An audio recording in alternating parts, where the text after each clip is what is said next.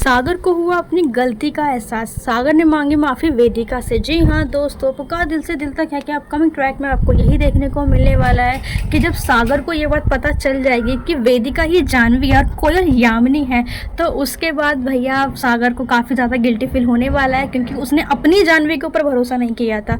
लेकिन भले ही DNA test बदल गया था, ठीक है, रिपोर्ट चेंज हो गई थी, लेकिन वो सिर्फ एक रिपोर्ट थी, वो सिर्फ एक कागज़ का टुकड़ा था। वेदिका की बहुत सी ऐसी चीज़ें थी जो जानवी से मिल रही थी और शुरू से ही मिल रही थी। काफ़ी सारी चीज़ें और काफ़ी सारी हरकतें, जिस तरीके से वो चाहता था कि उसकी बड़ी उसकी जानवी क्वालिटीज़ उसकी जानवी में होनी चाहिए, वो सारी क्वालिटीज़ उसे शुरू से ही वेदिका में दिखी। इतना सब कुछ होने के बावजूद भी सिर्फ और सिर्फ एक कागज़ के बेसिस पे सागर ने वेदिका के ऊपर शक किया था और उसे जानवी मानने से इनकार कर दिया था। और इतना सारा मेलोड्रामा हुआ, इतना सारा कलेश हुआ दोनों के बीच में। इसी वजह से सागर को काफ़ी ज़्यादा गिल्टी फील होने वाला है कि उसने एक काश वो वेदिका के ऊपर और अपनी जानवी के ऊपर भरोसा करता तो शायद ये सारी चीज़ें ना होती।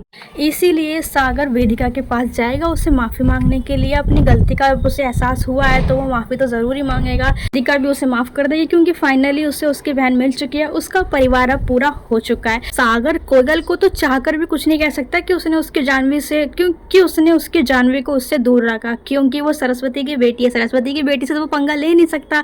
दूसरी वो उसकी साली साहिबा है, क्योंकि वेदिका जानवी की शादी तो सागर से हो चुकी है, तो वो जानवी की बहन से यामिनी से पंगा लेगा, वो भी कोयल जैसी लड़ाकू विमान से। तो इतना दम तो सागर में है ही नहीं, जो बहुत ही फ़नी होने वाला है और फ़नी वे में ही जाएगा।